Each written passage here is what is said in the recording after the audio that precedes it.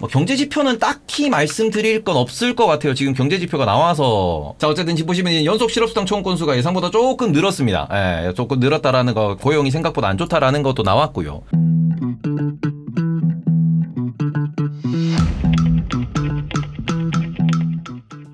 그 다음 보시면은 그 1분기 기업 실적도 이거는 비상장사 포함이에요. 비상장사 포함 1분기 기업 실적이 마이너스 2.7%로 나왔습니다. 그러니까 요거는 실적 안 좋다, 고용도 좀 둔화되고 있다라고 하는 거고, 내구재 수주도 보시면은 전월 대비 마이너스 0.1%예요. 자, 그리고는 지금 그 GDP가 1.3에서 1.4로 0.1% 올라왔어요. 요게 시장에는 약간 호재로 받아들여지지 않았나라고 보셔야 될 것 같아요. 요게 1분기 확정 GDP입니다. 확정 GDP가 지금 1.4%로 나왔고, 그 다음에는 뭐 전반적으로 놓고 보실 때 딱히 시장에 크게 영향 미칠 만한 건 없다라고 보셔야 될 것 같은데, 제가 눈에 띄었던 건 뭐냐 그러면은 실질 소비 지출이 지금 줄었어요. 1분기 기준. 그러니까 전반적으로 연결을 해보면은 1분기에 실질 소비 지출 줄었고, 그 다음에는 기업 실적 안 좋아졌고, 그리고 지금 경기 둔화되고 있고, 1분기 GDP가 박살은 아닌데 1.4%면은 뭐 이렇게 성장을 많이 하는 것도 아닌 상황이고, 이러면은 금리 인하에 대한 가능성에 대해서 배팅이 좀 있다라고 보셔야 될 것 같고, 10년물 채권은 실제로 경기 데이터 나오고 난 뒤에 내려가고 있습니다. 오늘 기준으로 보시면은. 그러니까 오늘 데이터가 여러 개가 나왔는데 전반적으로 보면은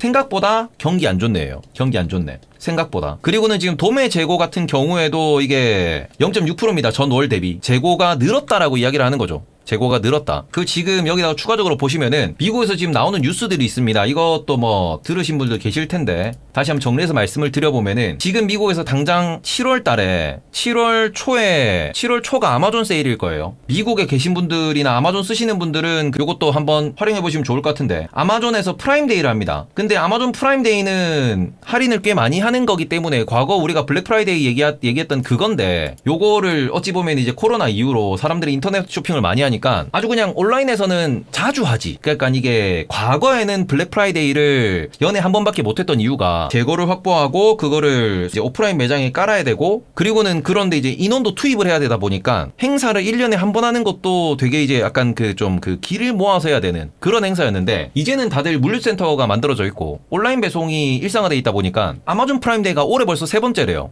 미국에서. 뭔 소리요? 그냥 말 그대로 재고 좀 확보해놓고 밀어내고, 재고 확보해놓고 밀어내고 이러는 거예요. 그러니까 매대에 뭐 이렇게 그 뭐 사람 써가지고 뭐 꾸미고 블랙 프라이데이 어서 오십시오 그런 거 할 필요 없단 소리야. 그냥 재고 확보해놓고 물량 좀 쌓였네. 그러니까 며칠부터 며칠까지 물건 뿌려. 박리담에 규모의 경제를 이용해가지고 날짜에 맞춰가지고 인력 투입해가지고 쫙 밀어내고, 또 그냥 또 물건 재고 이제 확보하고 이렇게 되는 거예요. 이렇게. 그러다 보니까 이런 식으로 이제 뭐 징둥닷컴도 마찬가지고, 알리바바도 마찬가지고, 아마존도 마찬가지고, 이런 거를 거의 두세 달에 한 번씩 계속 이제 진행을 하는, 거의 분기 행사처럼 진행을 하는, 요런 식으로 해가지고 이제 본인들의 실적이나 아니면 재고 관리를 하는 이게 일상화되고 있는 거고요. 그러고는 지금 그 오프라인 기준에서도 월마트도 지금 6월 중순인가 말에 대규모 행사한다 그러고, 그 다음에는 지금 그 타깃도 7월에 대규모 행사를 한다 그래요. 얘들 할인 행사를 한다라고 하고, 뭐 타깃 같은 경우에는 뭐 30%씩 할인한데, 30%씩 할인이면 어마어마하게 할인을 많이 하는 거거든요. 그러니 이런 부분에 보면은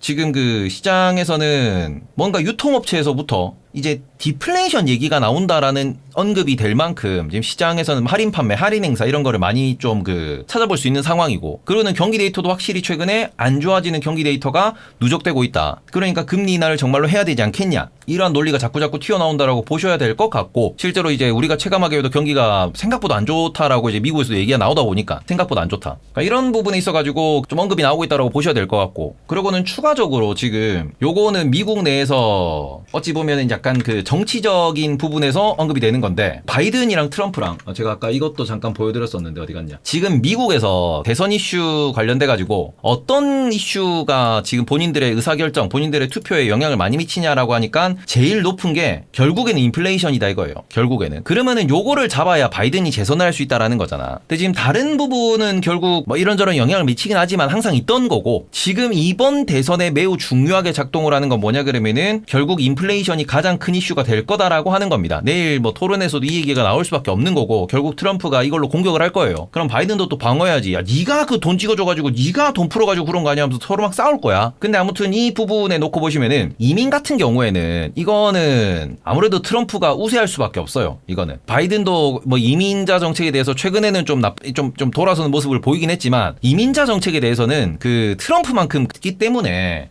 요거는 트럼프에 명확하게 유리하다. 이거는 바이든이 뭐라고 한다고 하더라도 사람들이 이민 정책에 있어서는 트럼프가 유리하다라고 다들 생각을 할 겁니다. 이거는 민주당이 시간을 쏟아봤자 정치적으로 효용성이 낮을 수밖에 없어요. 그리고는 정치적 양극화는 이건 어쩔 수 없지. 바이든이 싫다는 사람한테 뭐 아무리 사람 찔러줘봤자 뭐 아무리 뭐 그 찔러줘봤자 거기는 부동표야. 바이든이 싫어요는 계속 바이든이 싫어요야. 민주당이 싫어요는 계속 민주당이 싫어요야. 그리고는 총기 규제 같은 경우에는 아무래도 민주당의 이득이 되겠죠. 근데 이거는 정치적 성향에 있어가지고 공화당과 민주당의 차이기 때문에 이것도 뭐라고 건들 수가 없는 부분입니다. 그리고는 헬스케어 같은 경우에는 오바마 케어 같은 게 나오면서 이거는 민주당에도 유리한 거죠. 요거는 민주당. 이거는 지금 뭐 정책적으로 지금 당장 어떠한 액션을 취해가지고 이런 것 서로서로 대선에 뭔가 좀 민심을 좌지우지하기 위해서 이런 정책을 홍보해가지고 이런 정책을 밀어가지고 바이든 재선에 도움이 되냐 그러면 재선 도움 될 게 없어 이거는. 그러니 뭔 소리냐. 인플레 얘기가 결국 핵심이 될 거고요. 그럼 인플레이션에 있어가지고 지금 그러면은 재무부에서 옐런이 무엇을 할 것이냐라는 것도 중요하거든요. 옐런과 파월이 특히 옐런은 민주당이잖아. 옐런이 인플레이션을 어떤 식으로 컨트롤해가지고 그 민주당 정권을 이어가기 위한 정책을 짤 거냐. 요게 핵심인데 지금 이 부분에 있어가지고 옐런이 원하는 건 뭐냐 그러면은 3분기에 오히려 인플레가 잡혔다가 아니고 약간 디플레이션 착시가 일어날 수 있는 이 정도의 경기 지표가 꺾이는 모습을 원한다는 겁니다. 이거는 기억을 잘 하셔야 돼요. 지금 우리가 그 월스트리트에서 정말 다양한 분석과 다양한 그 의견들이 나오고 있는데 제가 최근에 이런저런 그 뉴스나 이런 걸 뭐 글들을 보다가 딱 꽂힌 게 뭐냐 그러면은 파월이 금리는 안 할 거다. 파월 금리나 12월에 할 거다. 경기 데이터가 꺾여도 경제 데이터가 꺾여도 파월은 금리나 안 할 거다라고 이야기를 하는데 그 부분에 있어가지고 파월이 시장을 조지기 위함이 아니고 말 그대로 파월이 옐런과 짜고 혹은 옐런과 쿵짝을 맞추면서 무엇을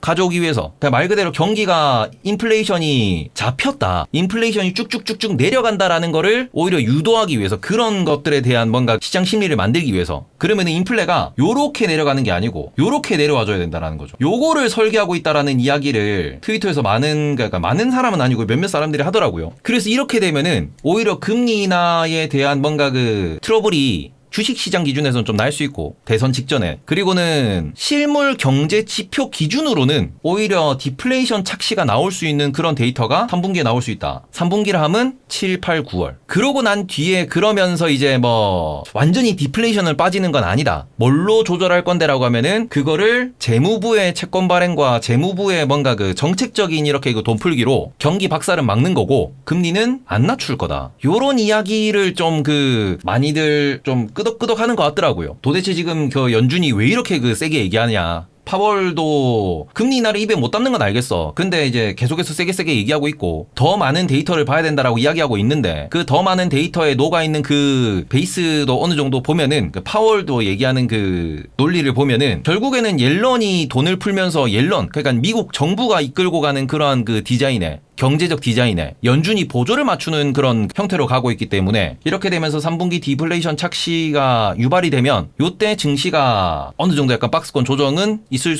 수 있다. 다만 그런 상황에서 인플레를 빠르게 잡는 게 재무부나 연준의 목표라 그러면은 경기 데이터는 생각보다 많이 꺾일 수 있다. 그러니까 여기에서 그 밸런스를 맞출 수 있겠느냐라는 얘기를 하더라고요. 여기서 밸런스를 약간 경기가 무너지지 않는 밸런스를 옐런과 파월이 잘 맞출 수 있을 거냐. 그게 어찌 보면은 2024년도에 미국의 혹은 뭐 글로벌 증시, 글로벌 경기에 제일 큰 하반기 화두가 될 거다. 그러니까 실제로 데이터를 보면은 데이터가 지금 썩 좋은 건 아니에요. 데이터가. 그리고는 뭐 월마트랑 타깃이나 아마존 같은 애가 이렇게 세일한다는 거 자체를 놓고 봐도 얘들 2021년 2년도에 세일 안 했습니다. 2022년도에도 세일 크게 안 했어. 지금 세일을 한다라는 거는 저렇게 뭐 행사를 크게 한다라는 거는 그만큼 소비가 줄어드는 패턴을 보이고 있다라는 거고 그런 뭔가 그 시그널들이 나오니까 이런 행사들을 하는 걸 거 아니에요. 대규모 세일을 한다는 거는. 근데 이거는 확실히 경기가 유통업을 경영하는 기준에서도 경기가 썩 긍정적이진 않다. 뭐 PMI를 보더라도 PMI도 서비스 PMI, 제조 PMI 다 지금 내려오고 있는 중이니까. 그래서 이 부분에서 과연 연준과 재무부가 인플레이션을 잡는다라는 목표에서 얼마나 서로서로 이걸 그 잘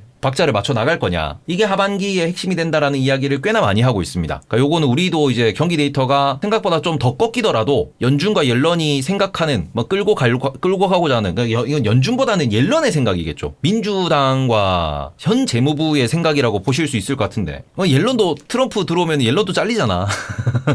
장관은 바뀌는 거니까 그런 부분에서 이게 조금 시장의 경기 뭐 경제 데이터 해석에 돼 있어가지고 이런 건 조금 참고하면서 해석을 하셨으면 좋겠습니다. 저런 데이터가 나온다고 하더라도 금리 나가자 여기는 살짝은 좀 이슈가 있을 수 있겠다. 재무부의 생각도 우리는 파악을 해야 되겠다. 이런 건 좀 체크를 해보셨으면 좋겠고요. 요거는 경기 지표와 옐런의 생각 다시 보기 좀 잘라놓고요.